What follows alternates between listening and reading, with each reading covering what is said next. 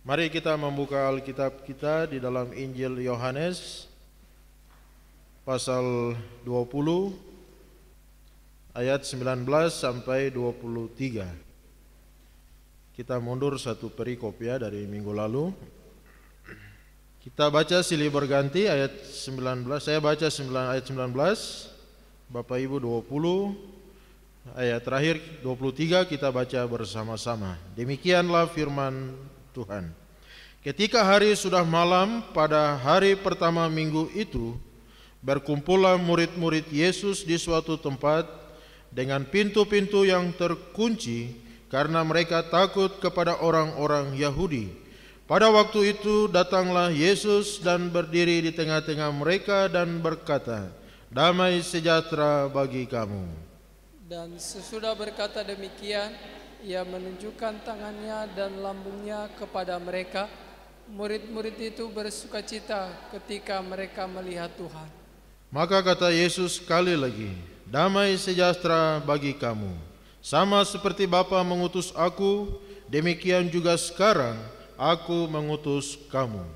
Dan sesudah berkata demikian, Ia mengembusi mereka dan berkata, "Terimalah Roh Kudus." Sama-sama. Jikalau kamu mengampuni dosa orang, dosanya diampuni. Dan jikalau kamu menyatakan dosa orang tetap ada, dosanya tetap ada. Demikian jawab pembacaan firman Tuhan. Shalom. Bapak Ibu jemaat yang Tuhan Yesus kasihi, dari pembacaan firman Tuhan hari ini kita belajar satu tema, yaitu tetap bersekutu. Tetap bersekutu. Dalam Injil Yohanes kita lihat bahwa penulis Injil Yohanes ini dia memberikan satu perhatian kepada tema persekutuan. Dan tujuannya apa Bapak Ibu Saudara? Tujuannya adalah untuk menguatkan dasar iman orang percaya dalam persekutuan dengan Bapa, dengan Anak, di dalam kuasa Roh Kudus.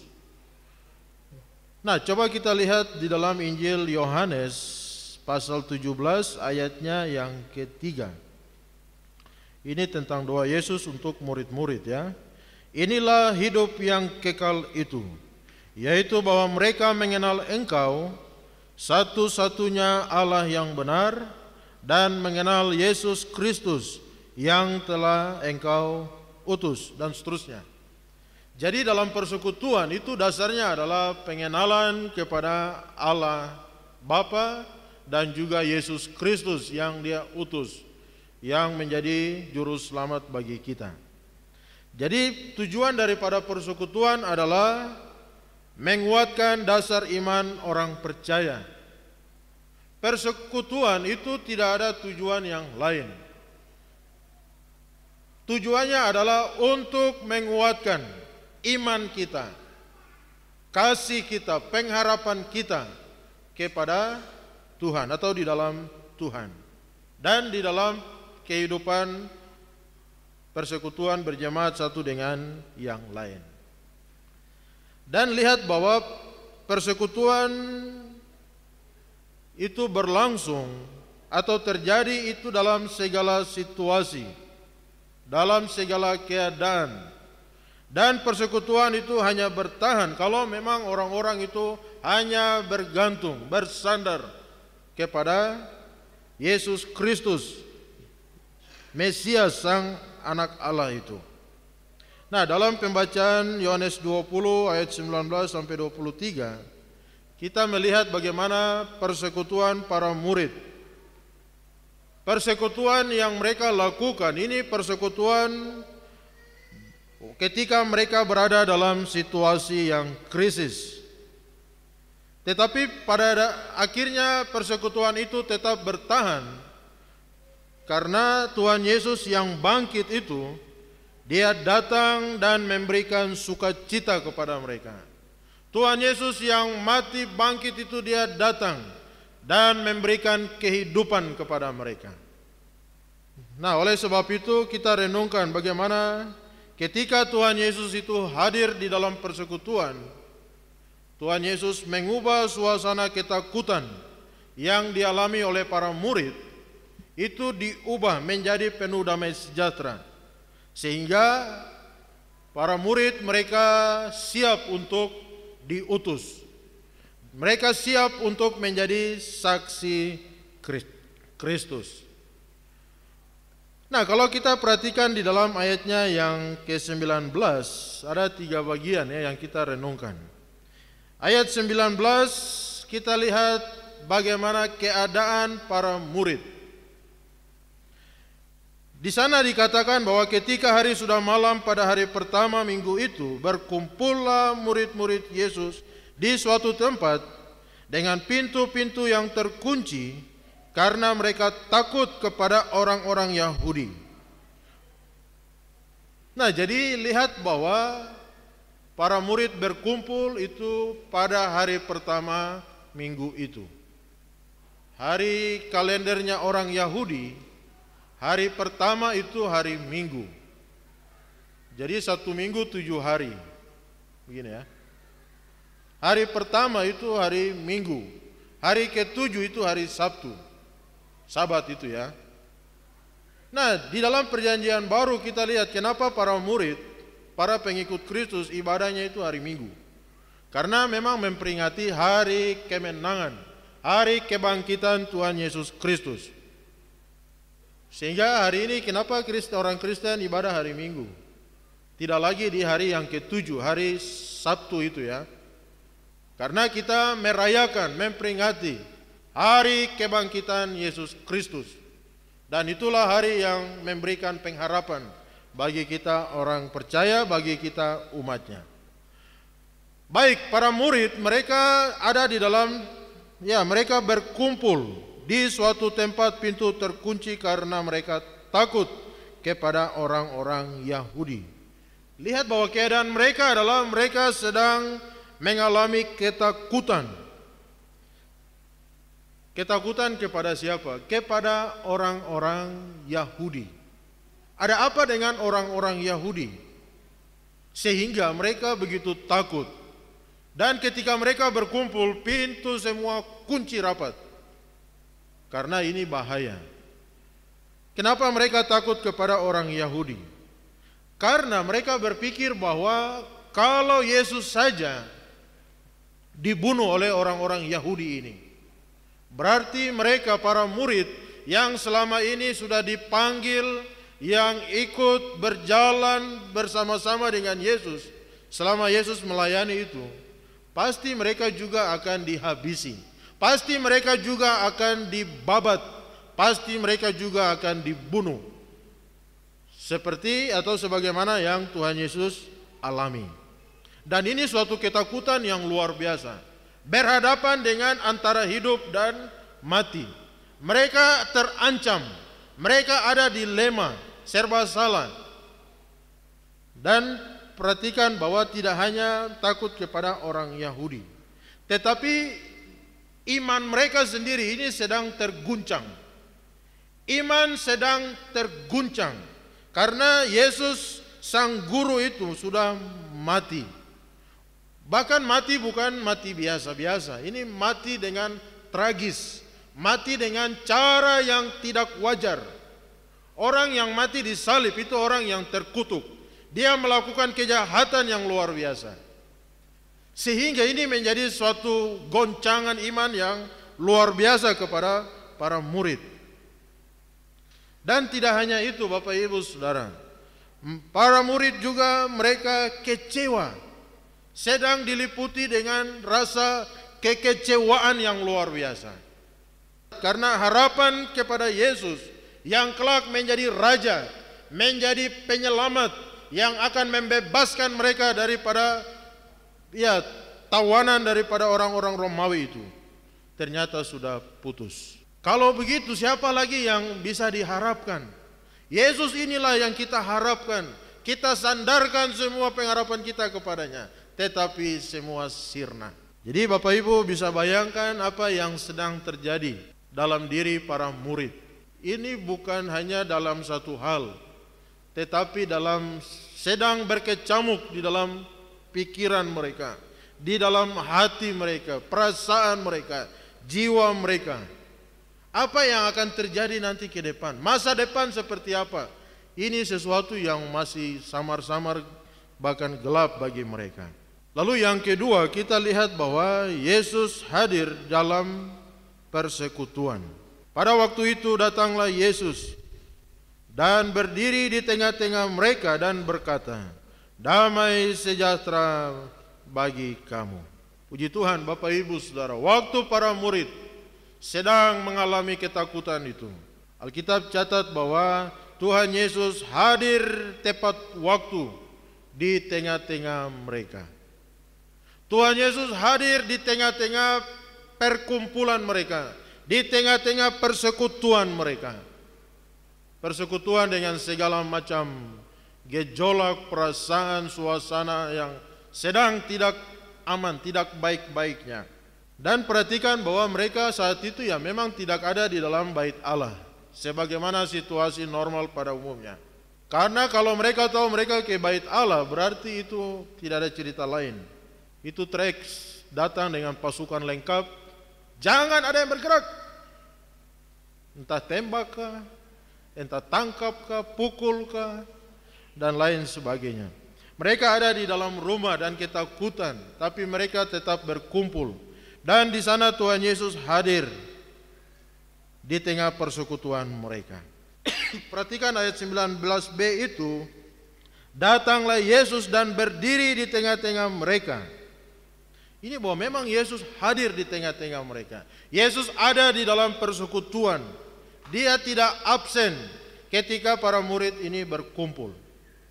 Jadi kita lihat bahwa memang persekutuan itu tidak bicara soal tempat.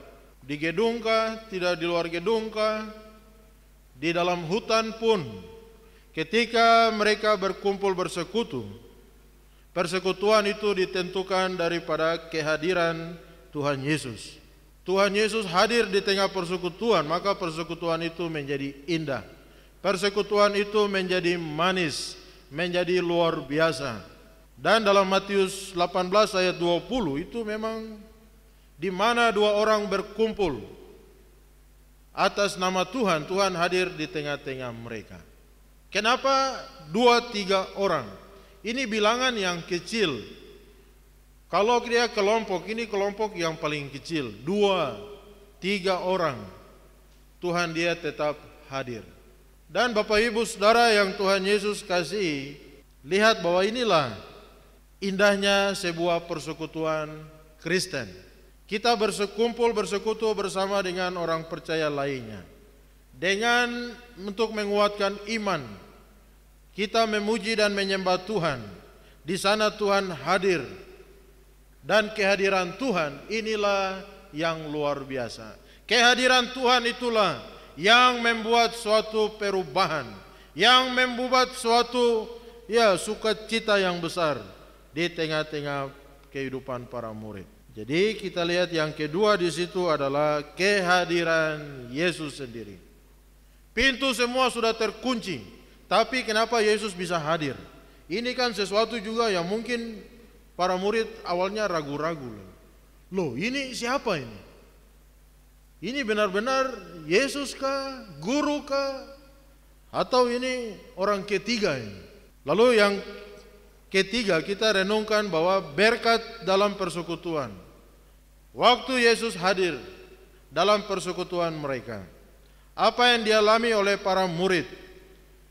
Dalam persekutuan itu mereka mengalami damai sejahtera. Tuhan memberikan mereka damai sejahtera. Datanglah Yesus berdiri tengah mereka dan berkata, "Damai sejahtera bagi kamu." Nah, Bapak Ibu Saudara yang Tuhan Yesus kasih, damai sejahtera inilah berkat yang tidak didapatkan di tempat yang lain. Damai sejahtera ini Tuhan berikan waktu murid-murid berkumpul, waktu mereka ada dalam persekutuan. Yesus hadir di tengah-tengah persekutuan dan memberikan damai sejahtera kepada mereka. Damai sejahtera inilah berkat yang luar biasa, berkat yang penting, berkat yang semua orang rindukan. damai sejahtera. Dunia tidak memberikan damai sejahtera seperti yang Tuhan Yesus berikan. Karena damai yang dunia berikan, dunia tawarkan, dunia janjikan, itu bersifat sementara. Bersifat hanya fana saja, tidak bisa bertahan lama.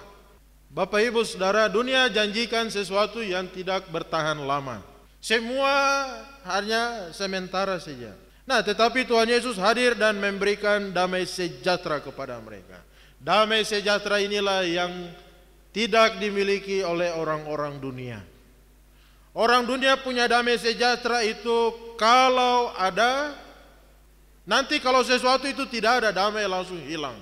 Damai itu dia bertahan hanya di awal-awal, biasa kalau ini ya, awal minggu, awal bulan. Awal bulan itu lagunya juga luar biasa. Tiada berkesudahan kasih setiamu Tuhan. Tapi kalau sudah mulai kedua, ketiga, keempat, lagunya adalah berserah kepada Yesus sampai air mata pun. Nah, Tuhan Yesus memberikan damai sejahtera kepada para murid. Lalu di dalam ayatnya yang ke-20, sesudah berkata demikian, ia menunjukkan tangannya dan lambungnya kepada mereka. Murid-murid itu bersuka cita karena mereka melihat Tuhan. Dalam persekutuan Tuhan memberikan damai sejahtera, berkat yang besar, yang penting, yang luar biasa, yang tidak kita dapatkan di tempat yang lain. Hanya di dalam persekutuan bersama dengan Bapa dan Anak, Yesus Kristus Mesias Sang Anak Allah. Oh, haleluya.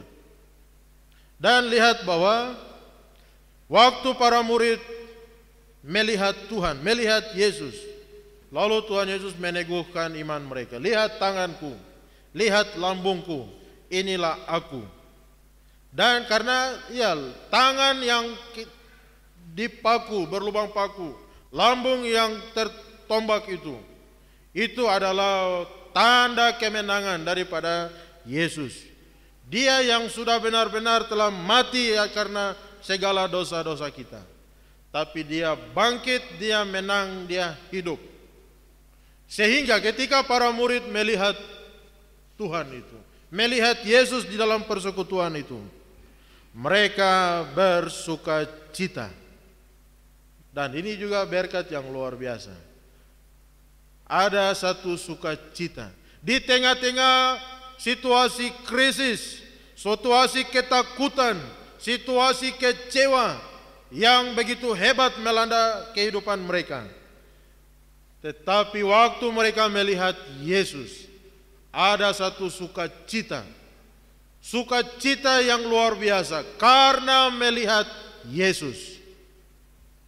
Bapak Ibu Saudara, jangan alihkan perhatian kita kepada sesuatu yang lain. Jangan sampai fokus kita beralih daripada Yesus. Waktu fokus kita sudah beralih daripada Yesus, sukacita seketika langsung lenyap. Sukacita langsung hilang, damai hilang, harapan hilang. Tapi waktu kita mengarahkan pandangan mata iman kita kepada Yesus, melihat Dia, maka ada sukacita di dalam hati kita. Ayat 21, kata Yesus sekali lagi, damai sejahtera bagi kamu. Sama seperti Bapa mengutus aku, demikian juga sekarang aku mengutus kamu. Jadi lihat bahwa ada pengutusan. Di dalam persekutuan itulah Tuhan pun mengutus mereka. Ayat 22, dan sesudah berkata demikian, ia mengembusi mereka dan berkata, terimalah Roh Kudus. Jikalau kamu mengampuni dosa orang, dosanya diampuni. Jikalau kamu menyatakan dosa orang tetap ada, dosanya tetap ada. Nah, apa artinya Bapak Ibu Saudara? Tuhan Yesus memberikan perlengkapan rohani kepada mereka, yaitu Roh Kudus. Mengembuskan mereka dengan Roh Kudus. Dan lihat bahwa memberikan satu pengutusan kepada mereka. Mereka mendapatkan otoritas daripada Tuhan Allah. Otoritas untuk hal mengampuni. Dan ini menunjuk kepada penyelesaian masalah.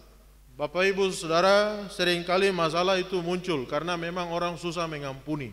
Seringkali yang membuat persekutuan rusak itu karena orang tidak mau mengampuni, susah mengampuni, apalagi mengampuni dan melupakan.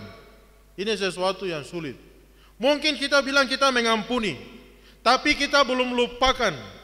Kita masih terus ingat kepada kesalahannya, ingat kepada dosanya, ingat kepada perbuatan-perbuatannya.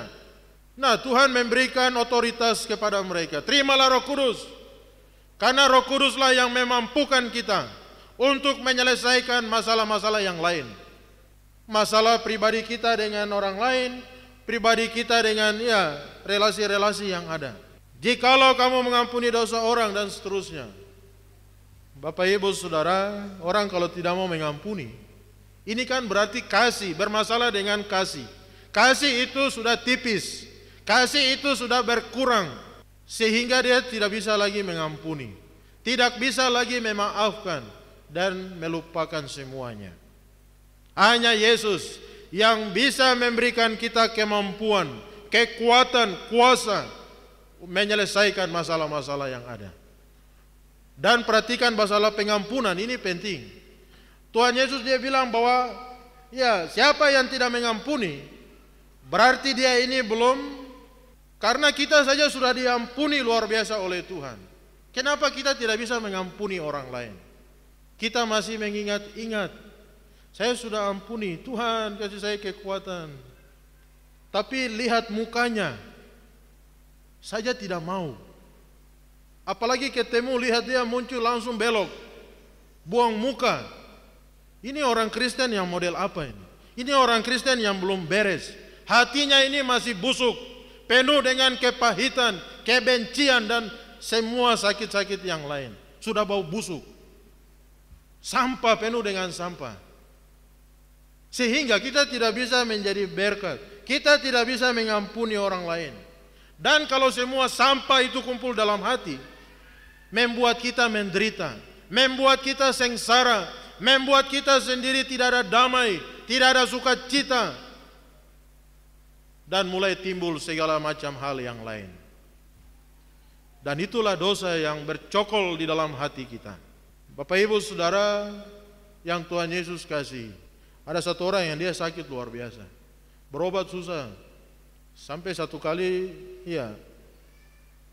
minta didoakan, lalu pikir juga ini sakit model bagaimana ini, berobat juga, sampai kemudian satu pertanyaan tiba, ada masalah dengan orang lain yang belum diselesaikan. Oh, di situ dia mulai berat, mulut tak kancing. Rupanya dia masih belum selesaikan dengan satu tetangga di ujung sana, ujung gang sana. Dan dia bilang bahwa sampai saya mati pun saya tidak akan selesaikan. Dia pernah ucapkan kalimat itu. Tetapi lihat, semakin dia genggam kepahitan itu, semakin dia menderita, semakin dia sengsara. Tapi waktu dia lepaskan pengampunan, itu tidak hanya air mata, ingus-ingus semua, lendir-lendir keluar dari, bingung ini bagaimana. Tapi itulah pemulihan yang Tuhan kerjakan. Sehingga dia merasa bebas. Selama ini beban yang berat menimpa hidupnya, menekan dia, sehingga dia menjadi sengsara. Tetapi hanya dengan pengampunan. Berarti saya berpikir begini, berarti orang kalau mau baik, mau pulih, mau sejahtera, hati ini beres dulu.